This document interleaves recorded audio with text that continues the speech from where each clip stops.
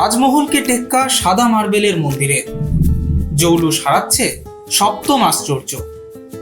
বিশ্বের সপ্তম আশ্চর্যের একটি হলো তাজমহল। পৃথিবী বিখ্যাত সাদা মার্বেল পাথরের স্মৃতিসৌধ দেখতে প্রতি বছর লক্ষ লক্ষ পর্যটক আগ্রা শহরে ভিড় জমান। সেই শহরেই এবার প্রতিযোগিতার মুখে সম্রাট শাহজাহানের তৈরি সেই সৌধ। ব্যাপারটা কি? তাজমহল ভার্সেস রাধা স্বামী সৎসঙ্গ মন্দির। অনেকেই এভাবে লড়িয়ে দিচ্ছে আগ্রা শহরের দুই সাদা মার্বেল পাথরের ইমারতকে। গত 104 বছর ধরে তৈরি হয়েছে রাধা স্বামী সৎসঙ্গ মন্দির।